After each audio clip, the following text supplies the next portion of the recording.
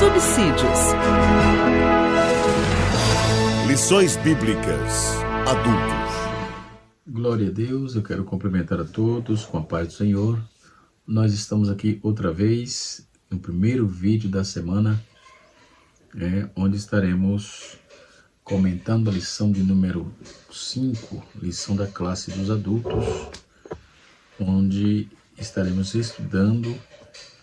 É uma lição muito interessante. Vamos estar estudando o casamento de Ruth com Boaz, a remissão da família, Nós estudamos esse domingo passado o encontro de Noemi e Ruth, o encontro de Ruth com Boaz.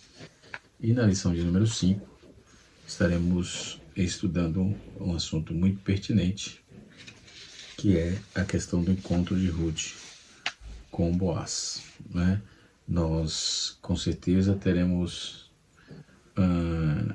aqui aprendizados para o resto da nossa vida, tá certo? O casamento de Ruth com Boaz foi uma provisão de Deus para a vida de Noemi, tá? Noemi, ele foi o remidor e ela foi remida e, consequentemente, a Ruth foi beneficiada, obviamente, de fato que ela correu bastante atrás disso. Ela teve realmente uma parte primorosa dentro dessa questão, tá certo? Então é sobre esse assunto que vamos tratar. Seria basicamente um casamento improvável, mas ele aconteceu baseado dentro da vontade sacrossanta do nosso Senhor, o Deus que fez os céus e a terra, tá certo? Nós vamos já dar início à nossa aula, compreendendo que Deus tem a sua vontade soberana e a sua vontade permissiva, tá certo? Então, vamos lá. O título geral da nossa lição nos fala o governo de Deus, o Deus que governa o mundo e cuida da família, os ensinamentos divinos nos livros de Ruth e Esther. Lembrando que esta é a última lição que vamos tratar de Ruth, porque da sexta em diante nós vamos tratar de Esther, tá certo? Então, nós vamos observar que como esse casamento se deu, certo? E em que circunstância ele veio acontecer, entendeu? E com certeza aprenderemos bastante, certo? E assim sucessivamente. Com certeza vamos tirar lições aqui muito interessantes, certo? Então, se você está passando aqui pela primeira vez, se inscreva no nosso canal, deixe o seu like. Se você ainda não deixou o like, ainda faça isso, para que ajude o canal a levar a palavra de Deus um pouco mais longe, tá certo? Quando vamos ver essa historicidade, esse ponto importante da nossa lição, certo? O casamento, no livro de Provérbios, capítulo 31, versículo 10 a 31, fala de uma mulher virtuosa, que é muito antes de Lemuel, por exemplo, escrever sobre isso. Ruth recebeu Boaz esse honroso reconhecimento, certo? Aliás, não era individual, mas coletivo. Toda a cidade de Belém testificava o caráter elevado e a fibra moral de Ruth, certamente corroborados aí pelo testemunho de sua sogra, Noemi, a quem coube relatar os fatos ocorridos em Moabe, descrevendo a conduta da jovem moabita, né? É uma mulher, é essa mulher que Boaz logo tomara em casamento, né? Fazendo com que uma história que começou com fome e morte terminasse em duas grandes celebrações: casamento dele de Ruth e o nascimento do filho do casal. Então, que começou com choro, terminou com alegria, né? Há mais de 500 anos, no corpo do velho Jacó, descansava na caverna de Macpela, por exemplo. Essa foi um período agitado nos dias dos descendentes. Primeiro, houve anos difíceis de cativeiro egípcio, os quais culminaram com a graciosa libertação, né, de Deus ao povo de Israel, certo? Quando vamos observar toda essa tratativa, essa narrativa do texto e dessa historicidade, né, nós vamos ver que culminaram com a libertação religiosa. Deus, em seguida, houve 40 anos de peregrinação no deserto, os quais também terminaram com grande conquista. Então, depois que houve esse estranho ciclo de pecado, servidão e salvação, conhecido como o período dos juízes. Então, essa época era obscura, né? É o cenário mais bela da Bíblia de amor, que é a história de Ruth e Boaz. Depois de um período de muita escassez, muita dificuldade, proposta aqui no capítulo, ou no livro de Juízes, agora vem Ruth, né, trazendo uma linda história que chama a atenção de todos nós. Nos dias em que julgava os reis, houve fome na terra, e um homem de Belém de Judá saiu a habitar na terra de Moabe, com sua mulher e seus 2 filhos. Este homem era Elimeleque, morreu em Moabe, deixando a esposa Noemi, os 2 filhos, Malom e Quilion, e os rapazes se casaram com as mulheres moabitas, a saber, Orfa e Ruth, né? Então, Orfa ficou em Moabe, atendendo a sugestão de Noemi, mas Ruth não quis, né? Então, a primeira coisa que nos chama a atenção aqui nesses 2 pontos, que os quais a graça de Deus uniu, é o preparo espiritual. Embora a família de Elimeleque estivesse fora do centro da vontade de Deus, por ter ido peregrinar em terras estranhas, então eles fizeram uma coisa digna de nota. Através de seu testemunho, a jovem moabita chamada de Ruth abandonou o culto a Quemos, deus dos moabitas, com todas as práticas, aliás, abomináveis e associadas a essa adoração, a adoração a Quemos, e passou a crer no único Deus verdadeiro. Quando ela disse: o teu Deus é o meu Deus, ela disse que com toda ousadia, ficou muito claro, todos conhecem que ela tinha ido a Belém para desfrutar da íntima comunhão com Deus. E algum tempo depois, Boaz diria o seu respeito, dizendo: Senhor, retribua o teu feito, e que seja cumprida a tua promessa, tua recompensa do Senhor, Deus de Israel, sob cujas asas vieste buscar refúgio. Capítulo 2, verso 12. Então, a confiança de Ruth e Raquel, a Ruth em Deus, era por amor, era por fonte de uma força e beleza interior incomparável, né? Então, pense no que ela fez. Em vez de ficar chorando perda do marido, ela se dedicou a aprender a atender a necessidade de sua sogra, preencheu o vazio na vida de Noemi primeiro e ajudá-la de melhor forma possível. Isso justificou, ou significou, aliás, deixar sua casa, sua família, seus amigos. Então, aqui nós observamos que Ruth teve atitude para que houvesse mudança no seu cenário, que era um cenário de derrota, cenário de tristeza, não é? Mas ela teve determinação, né? Não se permitiu ficar com o vazio do luto, né? Isso significa que deixa sua casa, sua família, amigo, para mudar para outro país, um país estrangeiro, né? Tinha tudo para dar errado, menosprezada, viver na pobreza, né?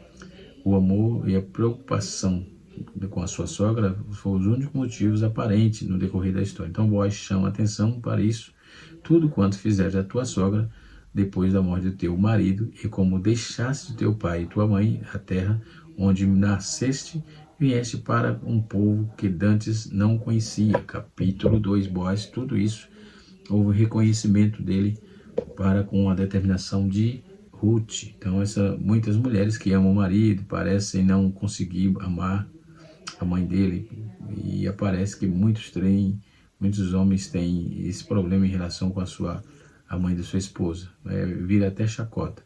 Então, na verdade, para quem serve a Deus não existe isso, né? Nunca é cedo demais para aprendermos a lição do amor. Podemos começar ensinando os nossos filhos, que ainda são pequenos, a base do treinamento para amar o lar, um relacionamento amoroso com os pais, com os irmãos, com as irmãs, né? E vai prepará-los para amar o seu cônjuge, seu sogro, sogras de forma correta. Algumas pessoas que estão lendo artigos diferentes, coisas diferentes, e você vê que deturpam alguma coisa, né? Mas o texto aqui é muito objetivo, né? Então nós vamos ver que conheceu o príncipe encantado de Ruth. A história indica que Boaz era muito mais velho que ela. Capítulo 3, versículo de número 10, indica aí mais ou menos 20 anos de diferença. Então sabemos que ele era solteirão ou viúvo, não sabemos disso, mas sabemos que era um homem de Deus, e o Senhor era uma parte importante do seu dia a dia. Ele pensava muitas vezes no Senhor e falava dele abertamente e deixava-o tomar parte dos seus negócios. Ouça o cumprimento em seus saqueadores de campo, ou segadores de campo, quando ele diz: o Senhor seja convosco. Então ele permita, e ele respondeu: o Senhor te abençoe. Ele te disse: bendito sejas tu, minha filha. Então a tratativa dele imponta que ele era cristão, sim.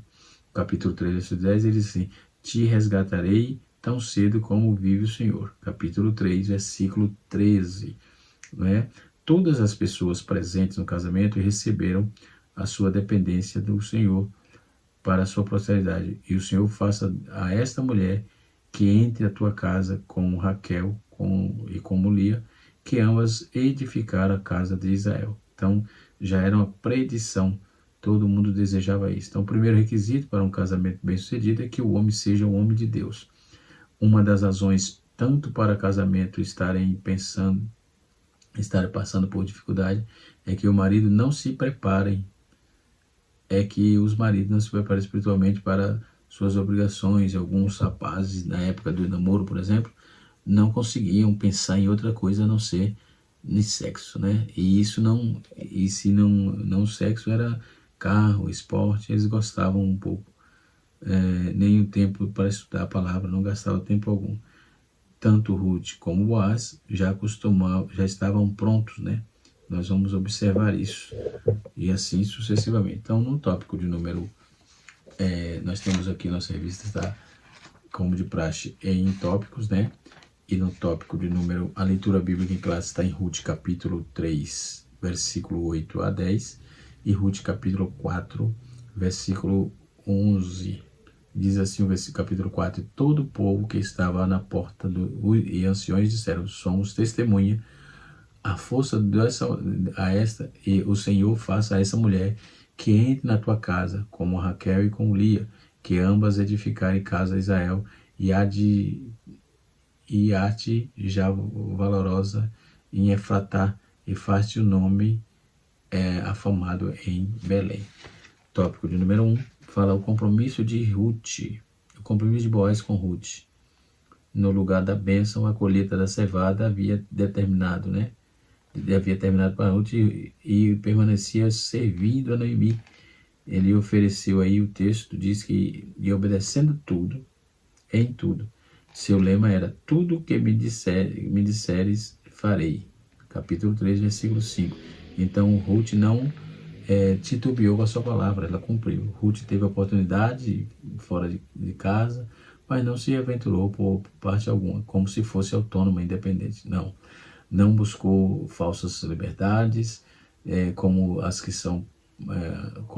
são pregadas, né, hoje pela ideologia feminista. Sua lealdade, a rejeição fortaleceram aí, e sugestão fortaleceram o desejo de Noemi de vê-la casada novamente, ter um novo lar, e assim sucessivamente. A iniciativa de Noemi, né, nós vamos observar aqui os cereais, por exemplo. coletados e colhidos eram levados para a eira em um terreno plano, preparado para a debulha. Então Noemi soube que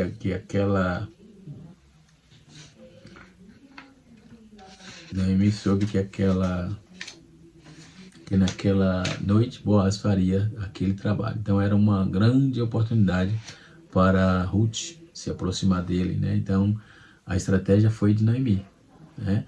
Seu interesse em se remida, sem que fosse notada, Ruth deveria esperar que Boaz a deitasse e descobrir os pés e deitasse discretamente. Boaz saberia o que fazer e notasse a presença de Ruth, né? E para demonstrar, trata-se de um costume conhecido na época, estende a capa, era um sinal de compromisso de casamento, né? Em Ezequiel 6, versículo 8, essa prática é mencionada como metáfora, né? Representando aí o compromisso de Deus com Israel, respeitando o processo, né? Para encontrar-se com Boaz, Ruth deveria banhar-se de perfume, vestir-se da melhor roupa, assim como não excluiu a ternura, a santidade, não despreza a beleza, desde que com simplicidade, pureza e moderação, né?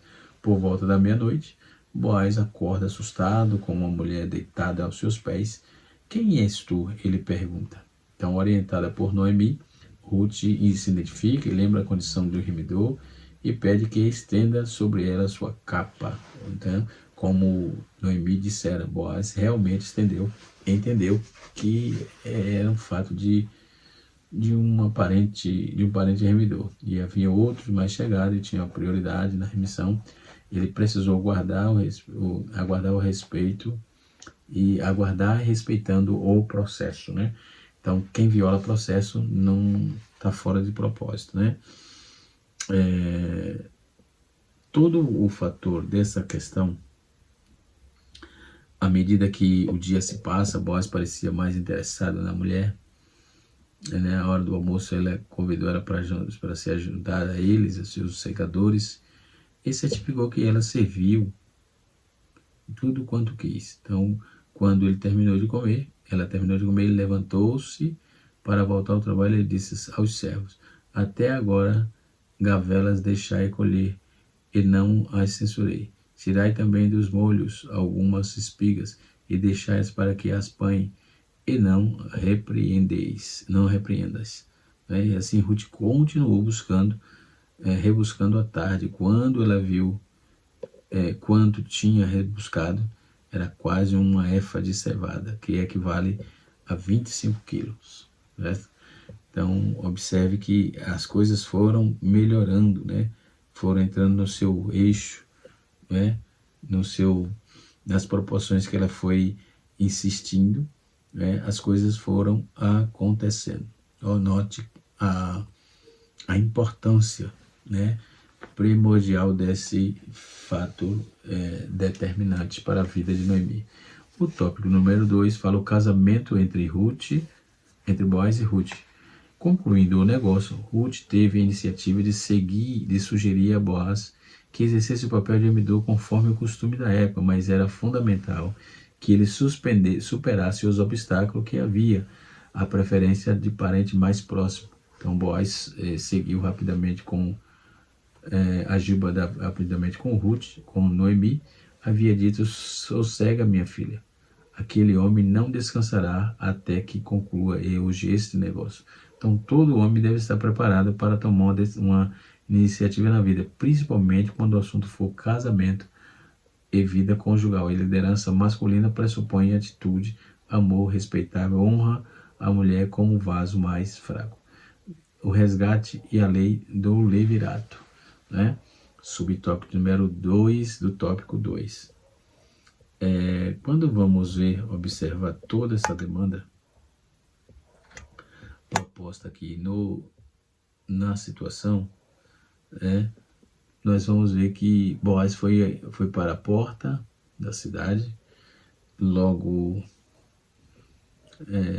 ele viu aí o remidor que ia passando, e não seria mais que um auto da providência divina. Ou seja, Boaz convidou para tratar do assunto, e ele que ele inquietava e chamou 10 homens mais importantes da cidade para testemunharem o ato, e em princípio o remidor aceitou adquirir as terras que havia sido de Elimeleque, mas desistiu quando Boaz informou que o resgate incluía o de casar com Ruth, a Moabita, para suscitar o nome do falecido e de sua herdade. E a aplicação de das duas leis, nesse caso aqui, o resgate e o casamento do levirato, certamente se deu apenas na aquisição das terras, mas não faria que ficasse com a família de Elimeleque. Assim, o resgate deveria ser acompanhado de casamento sob a lei do levirato.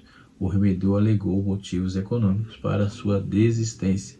Ele não aplicaria recursos na terra, não seriam aí de sua própria família, sim dos sucessores de Elimeleque, né? O registro público, como é isso? Seguindo mais um dos costumes da época, né? A transferência do direito do resgate foi selada com um remidor descalçado o sapato entregando a Boaz, né? O testemunho público para a remissão e o casamento com Ruth foi convocado por Boaz e recebeu uma confirmação uníssona. Todo o povo estava à porta, e os anciões disseram: somos testemunha. O Senhor faça a essa mulher que entre a sua casa com Raquel e como a Leia, e ambas edificaram casa em Israel. Ruth foi acolhida na comunidade de Israel com as mais elevadas honras, né? Então, se andar certinho, caminhar certinho, não tem como dar errado. Essa é a lição que tiramos aqui, tá certo? Quando vamos observar direito aqui sobre esse compromisso da bênção preparada para Ruth, né? Nós vamos observar aqui que em período da colheita, da cevada e tal, havia aí terminado, né? O Ralph Gower, na página 106, diz que o joelhamento costumava ser feito com o uso de um garfo de 5 pontas, chamado de peneiro. Eu tenho esse material aqui, é um livro de cultura, né? As culturas daqueles tempos antigos.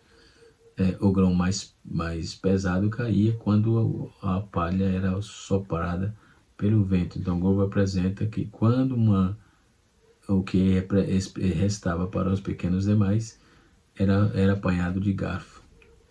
A pá era usada e mesmo com propósito quando a característica da eira.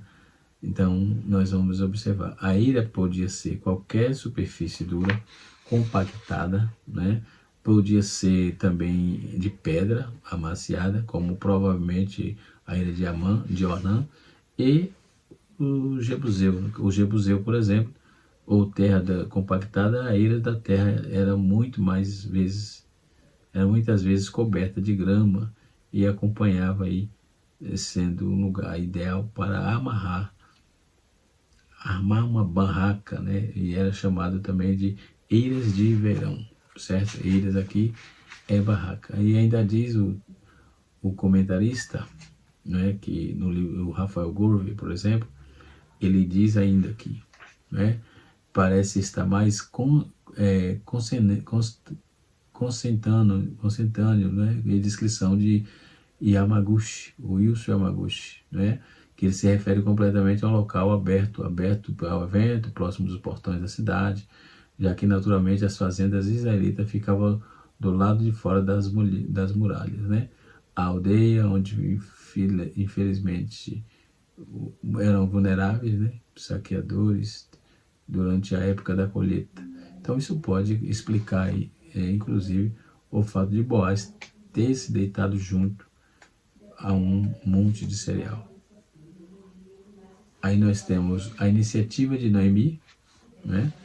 A iniciativa de Noemi, que ela teve essa iniciativa de incentivar a jovem Ruth.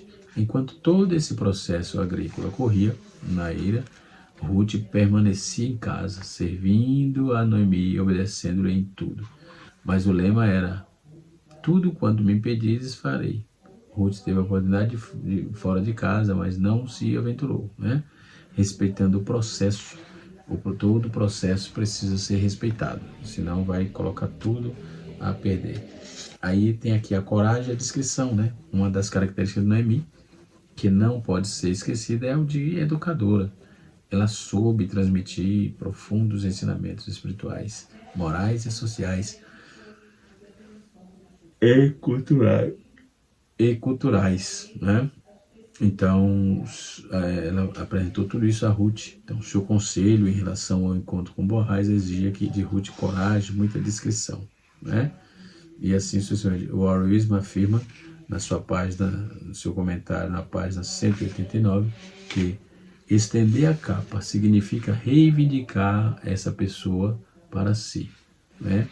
Então, quando ela disse assim, estenda a minha capa, ela estava pedindo que dê preferência para mim, né?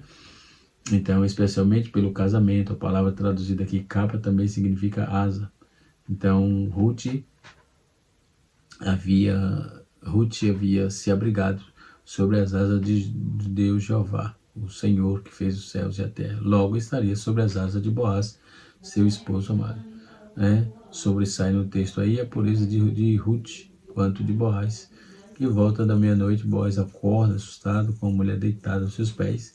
Quem és tu? Ele pergunta. Então, orientada por Noemi, Ruth se identifica, lembra das condições de remidor, e assim sucessivamente. E depois nós temos o tópico 2, entre o casamento de Boaz e Ruth. Também estamos trabalhando dentro do tópico 3, tópico de número 3.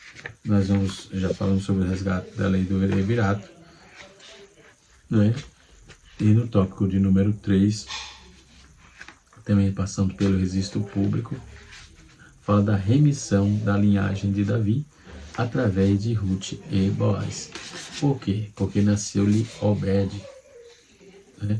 E consumando o casamento, Boaz plenamente legitimado para unir a Ruth e tê-la por mulher. Então é de grande valia saber esperar o tempo para a assunção das bênçãos que Deus tem para nós. Por um ato de providência divina, o Senhor lhe deu conceição, né?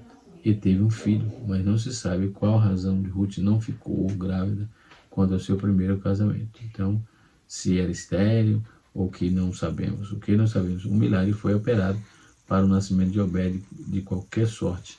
A geração da vida é uma dádiva de Deus, né? Uma dádiva de Deus. Aí o comentarista coloca aqui o Boaz como um tipo de Cristo, né? Boaz como um tipo de Cristo. Dentro do contexto histórico do casamento entre Boaz e Ruth, Noemi provavelmente pensou que Boaz era seu parente mais próximo. Ele possivelmente desejou casar-se com Ruth, porque a sua resposta demonstra que pensava algo sobre isso e com clareza não intentou desposar Noemi, porque era muito velha para gerar filho, né? Outro membro da família era parente mais próximo, né? Portanto, tinha direito de tomar Ruth como sua esposa, ou caso tenha aí, caso sua resposta fosse negativa, Boaz estaria livre para casar com ela, né?